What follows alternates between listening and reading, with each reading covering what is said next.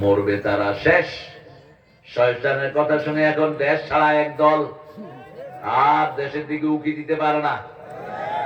উঠতে বসতে শুধু কার কথা শুনেছে? শয়তান বলেছে মূর্তি বানাও, তিনারা মূর্তি বানিয়েছেন। শয়তান বলেছে মানুষের থেকে ইচ্ছা মতো পয়সা খাও। পুলিশ গুলো কি হারে খাইছে পয়সা। হ্যাঁ, আপনাদের এখানে খায়নি অবশ্য, আপনারা ভালো এলাকার মানুষ। হ্যাঁ, থানা মানি চাঁদাবাজি আড্ডাখানা ছিল।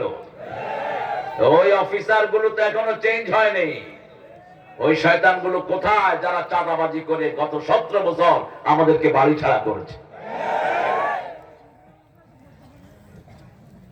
আমরা আজকে কোরআন শরীফের যে সূরাটা রাসূল পড়লে, রাসূল বলছেন কিয়ামতে ওই সূরাটা ছায়া হয়ে তার মাথার উপরে আসবে। ওই সূরাটা পড়বে। রাসূল সূরা মিলিয়ে পড়তেন, একটা সূরা কখনো পড়তেন না। ধরেন কুল ইয়া আইয়ুহাল কাফিরুন পড়লেই পড়তেন কুল হুয়াল্লাহু আহাদ, কারণ কাফিরুনের ভিতরে আল্লাহর নাম একবারও, আর কুল হুয়াল্লাহর ভিতরে আল্লাহ ছাড়া কারো কথা নাই, শুধু আল্লাহর পরিচয়, দুটাকে মিলিয়ে দিতেন।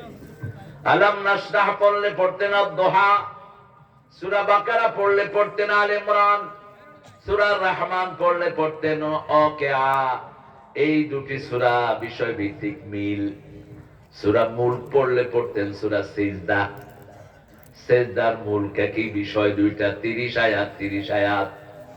এভাবে আমরা যেন পড়তে পারি, আল্লাহ তৌফিক দান করে দেন। আমিন। রাসূল বলছেন প্রথম 7টা সূরা যে জানবে কোরআনের সে আলেম। সে কি আলেম? আমাদের দেশে অধিকাংশ ওয়াইজ গুলো প্রথম 7টা না 3টাও জানে না। এজন্য ইন্টারভিউ হওয়া দরকার, যেগুলো ওয়াজ করতে আসে। শুধু গান আর নাচানাচি।